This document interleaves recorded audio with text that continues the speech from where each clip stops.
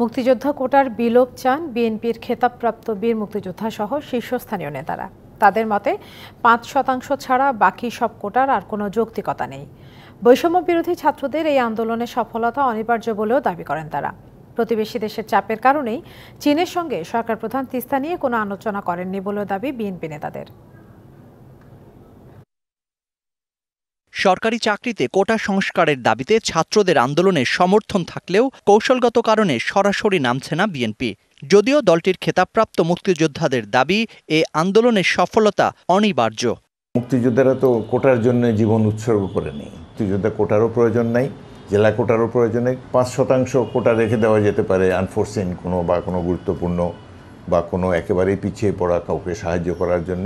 এত বিপুল সংখ্যক ছাত্র যুবক এই আন্দোলনে অংশগ্রহণ করছে, তাদের সাফল্য অনিবার্য। বিশ্বমানের থার্মিক্স রড, সালাম স্টিল থার্মিক্স, দেশের একমাত্র থার্মিক্স রড। নেতাদের মতে ছাত্রদের আন্দোলন দমাতে চাইলে চড়া মাশুল দিতে হবে ক্ষমতাসীনদের। ভুয়া মুক্তিযুদ্ধ দিয়া ভুয়া মুক্তিযোদ্ধার বংশধর বলি, এখন আওয়ামী লীগ দুর্বৃত্তেই তো আওয়ামী লীগদের চাকরি দিচ্ছে। যদি আমাদের ছেলেমেয়েদের পিটায় এদেশে, তাহলে এটা দাদন। এই আওয়ামী লীগ, এই অবৈধ সরকার, এই অনির্বাচিত সরকার বহুদিন, শত বছর দিতে হবে। প্রধানমন্ত্রীর চীন সফর নিয়েও দলের অবস্থান তুলে ধরেন নেতারা।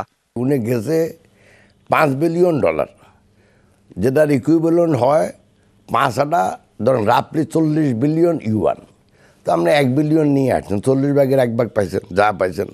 সেটাও যদি আসলে আসে, মুখে বলা আর টাকা আসা তো এক জিনিস না। চীন তো দেখছে যে অর্থ বিনিয়োগ করবে তারা, বাংলাদেশের দুঃসময় এগিয়ে আসবে তারা, কিন্তু তার বিনিময়ে তাদের যে চিরাচরিত শত্রু রাষ্ট্র ভারত সুবিধা নেবে।